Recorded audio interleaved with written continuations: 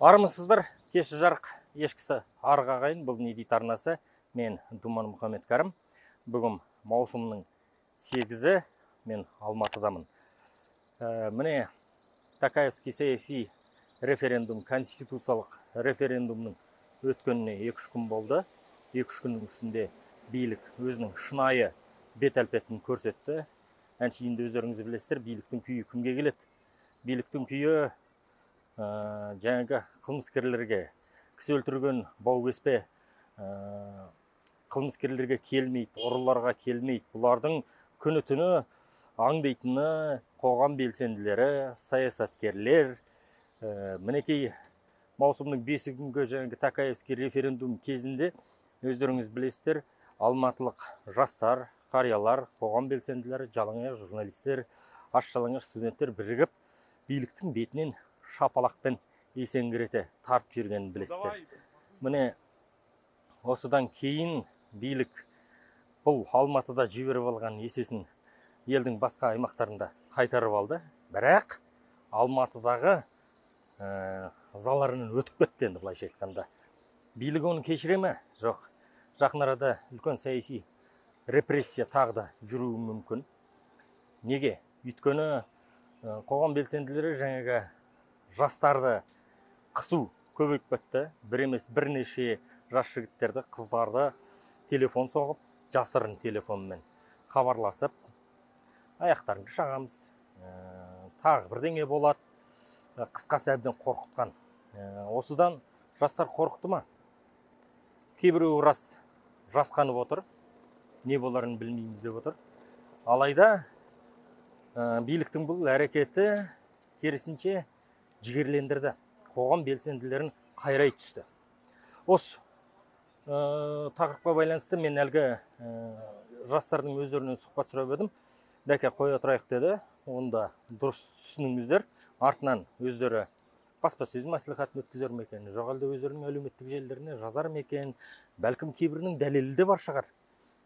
Аудиоға, видеоға түсіріп алған болар. Оның барлығы артынан ашыла жатар.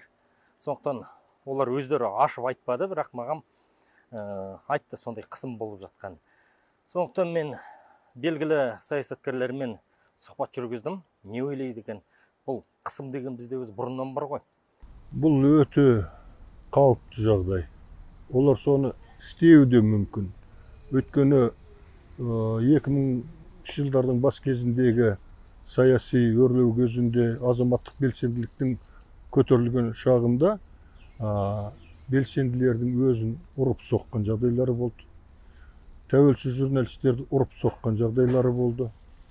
Қарақшылық жасап, бала шағаларына қастандық жасаған жағдайлары болды. Ол Алматыда да болды, ол Маңғыстауда да болды, ол Атырауда да, ол Оралда да, ол көп жерде болды. Тоқаев, Назарбаевтың сол тәсілін әрі жалғастырып отыр. Соны қажетсініп отыр, соны пайдаланып отыр. Сондықтан бұл мемлекеттік деңгейде осындай қылмысқа бару бұл өте қауіпті. Бірақ сол қауіпті екен, олар ұрып соғады екен, өмірімізге қатер төнгізеді екен деп қорқса, онда олар одан зорғысын істейді. Сондықтан қорықпау керек. Мен бақылаушыларға айтарым. Сіздердің сіңірген еңбектеріңізге мың алғыс, әсіресе Алматыда. Сіздер көрсеттіңіздер халықтың кім екендігін, халық сенген шынайы өкілдердің кім екендігін, әділеттіліктің, адалдықтың қалай болатындығын, ұрлыққа, жаңағыдай жымқыруға, қиянатқа, көзбояушылыққа жол бермей тосқауыл қойып тоқтатуға болатындығын көрсеттіңіздер. Сондықтан осыны жалғастыру керек, кеңейту керек, бәрі топтасу керек. Бүткіл бақылаушылар топтасу керек. Бір бақылаушыға біреу сес көрсетсе, 10 бақылаушы, 100 бақылаушы соң төңірегіне жиналуы керек. Қорған болуы керек. Бір-бірін қорғауы керек. Бірлесіп қорғану арқылы олар тоқтатуға болады. Одан кейін жариялық керек, ашықтық керек. Журналистер соның бәрін ашық көрсетсе, белсенділерде мүмкіндігіне қарай әрқайсысы сол сәтте түсіріп алып, жариялап отырса, сонымен тоқтатуға болады. Өйткені бұлардың қорқатыны жариялық, қорқатыны шындық, қорқатыны халықтың бірігуі. Егер біз осы күштерді дұрыс пайдалана алсақ, жариялықты, бірігуді, сон ынтымақтастықты, белсенділікті, онда біз жеңеміз. Сөз жоқ, біз жеңуге міндеттіміз.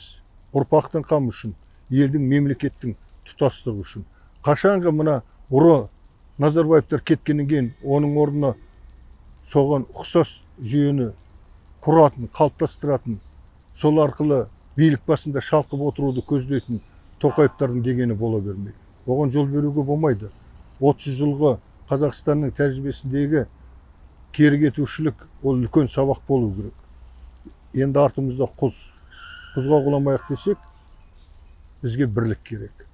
Бұл жерде кез келген саяси партиялар, кез келген саясаткер, белсенділер бірігуі керек, бірігіп қорғау керек.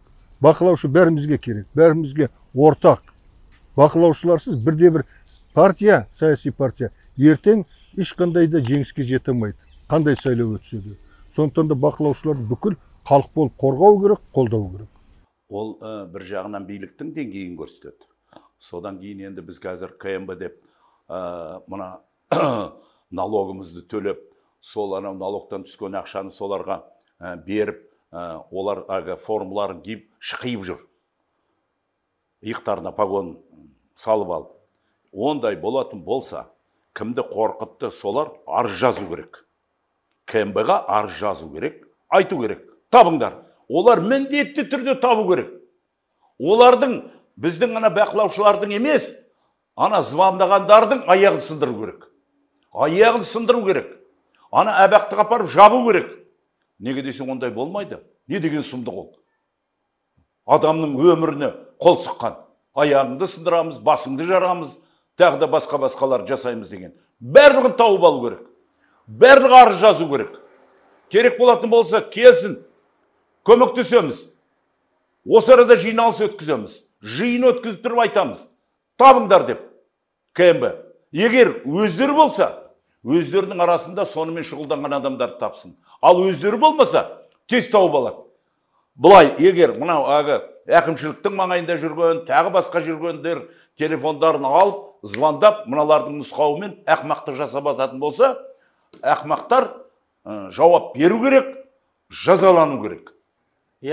Шынымен бұл биліктің деңгейін көрсетеді. Ол туралы саясаткерлер де айтты, ол туралы мен де айттым. Егерде мықты болатын болса, бұлар билік жаңағы ұлттық қауіпсіздік комитетіне жоғалды, ұлттық қауіпсіздік комитетінің атынан хабарласқан бір болар-болмас бандиттер ме, кім екені белгісіз, әйтеу жастарға қысым көрсеткен. Бірақ олар мықты болатын болса, саясаттың жілігін шағып майын ішкен мықты азаматтарға неге телефон соғып қорқытпайды? Өйткені күйлері жетпейді. Маған телефон соғам екен деп күтіп жүрдім, бірақ маған да телефон соқпады. Бәлкім менен де жасқанатын болар. Бұл журналист алып шығарып жіберуі мүмкін деген болар. Ал жастар, олардың сөзіне кім сенеді дейсің, ештеңені дәлелдей алмайды деп отыр. Биліктің деңгейі сол, ештеңені дәлелдей алмайтындай қылып, адамды сабаса да, ұрса да, көгермейтін жерінен ұрады, көгермейтін жерінен соғады, және тиіссе де көрмейтін, білмейтін жерден сөйтіп тиісіп үйреніп қалған бұл биліктің деңгейін көрсетеді. Бірақ тағы да қайталап айтам, біздің жастар, қоғам белсенділерін бұл биліктің әрекеті жігерлендіре түсті, қайрай түсті. Келесі сайлауға бұл референдум дайындық екен бәріміз біліп тұрмыз. Такаев тәбәріште, ұлттық қауіпсіздік комитеті де парламент сайлауыма, президент сайлауыма дайындалып жатыр. Басқа аймақтарда өстіп басып аламыз. Дауысты бақырайтып тұрып, халық бәрібір үн-түнсіз отырады. Көрсетіп, беттерін бақырайтып тұрып, көздерін бақырайтып тұрып, ойымызға не келсе соны істейміз деп отыр. Бірақ бізде дайынбыз. Келесі сайлау қашан өтеді екен? Аяқ астынан билік жарты жылдан кейін жасай сала ма, бір айдан кейін жасай сала ма, жоғалды бір жылдан кейін жасай ма? Қашан жасаса да біз дайынбыз. Қасықтай қанымыз қалғанша алсамыз. Тағы да бір ұрыс алаңында кездескенше демекпін. Тәбәріш Такаев. Сіз не ойлайсыз? Осы видеоның астына пікір қалдырыңыз, арнаға жазылып, сілтемесін барынша тарата жүріңіз. Кеші жарық, ешкісі арық ағайын.